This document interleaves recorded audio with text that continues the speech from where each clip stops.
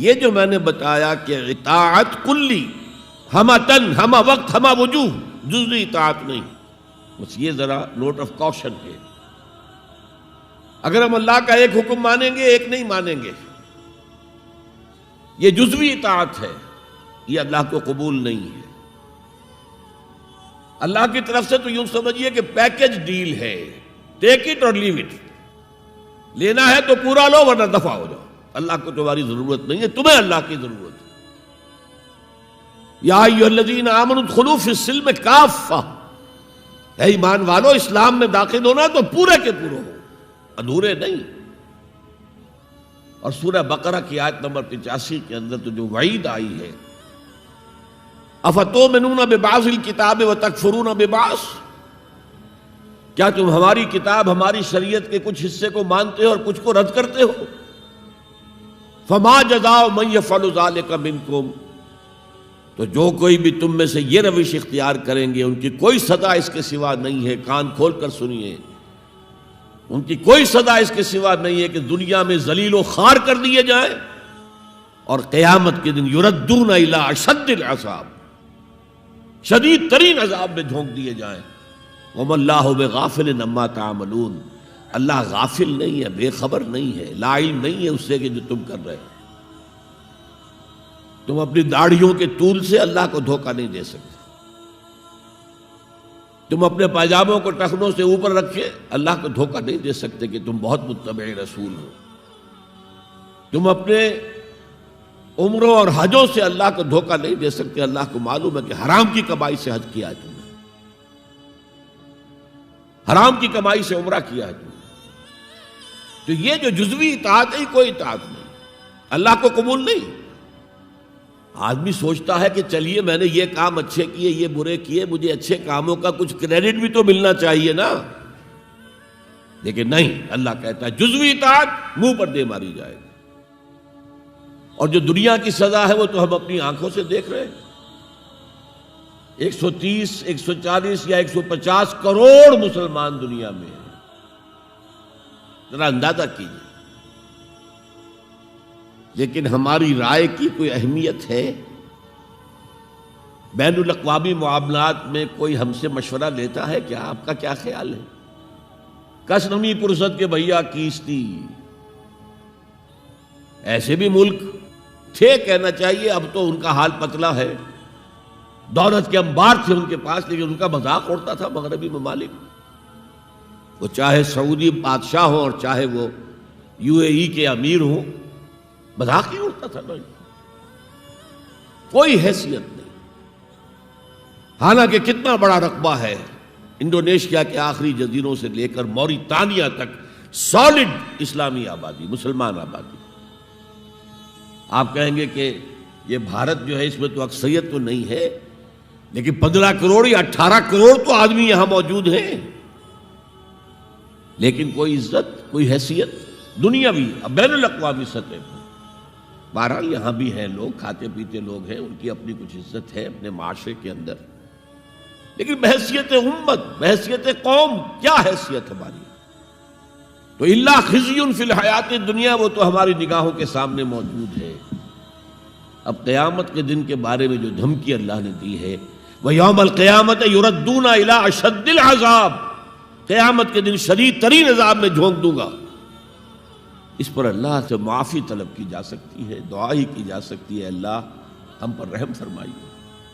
یہ میں نے آپ کے سامنے رکھا ہے فارمولہ، اللہ کی اطاعت جمع اللہ کی محبت، دے گو ٹو میک عبادت۔ یہی دو الفاظ آتے ہیں اللہ کے رسول کے لیے بھی صلی اللہ علیہ وسلم۔ اللہ کے رسول کی اطاعت یہ تو اسلام کا بنیادی تقاضا ہے، اطیعوا اللہ واطیعوا الرسول فإن تولوا فإن اللہ لا يحب الکافرین۔ اطاعت کرو اللہ کی، اطاعت کرو رسول کی، پھر اگر یہ منہ موڑ لیں تو اللہ کو ایسے کافر بالکل پسند نہیں، تو کفر کا فتویٰ ہو رہا ہے۔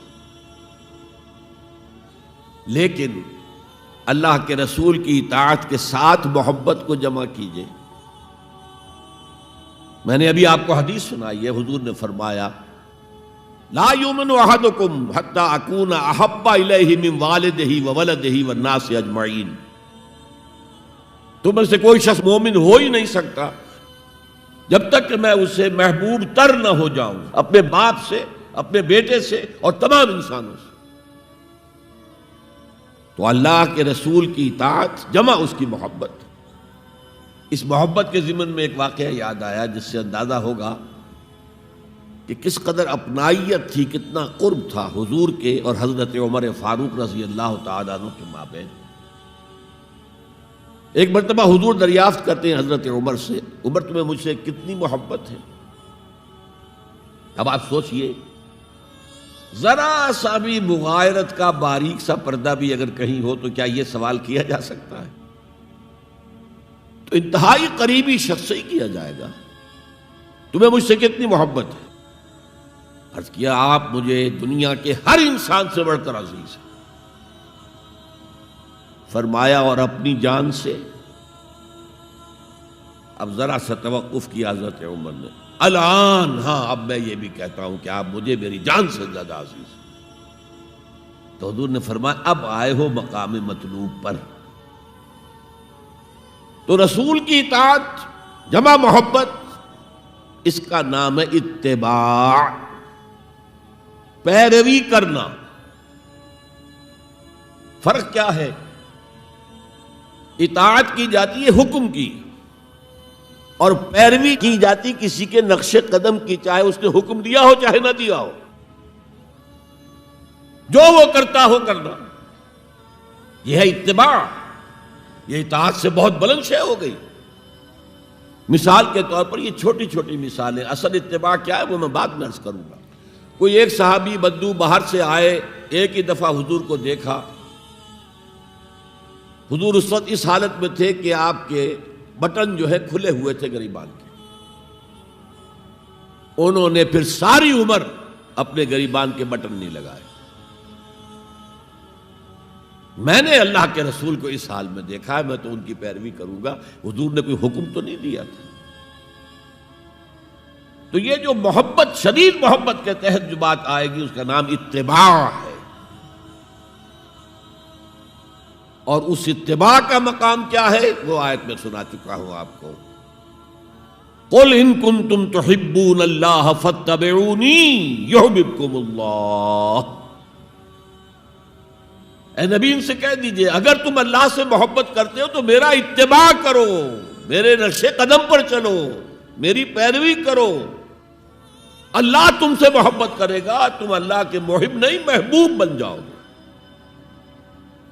اور اگر کہیں کوئی لغزش ہو گئی، کوئی خطا ہو گئی، کہیں جذبات کی رو میں بہہ کر کوئی گناہ کر بیٹھے تو اللہ معاف فرما دے گا۔ اللہ بڑا غفور ہے، اللہ بڑا رحیم ہے۔ هي الحلقات تحفظني بآيات من القرآن، هي الحلقات تملأني بحب المصطفى العدنان۔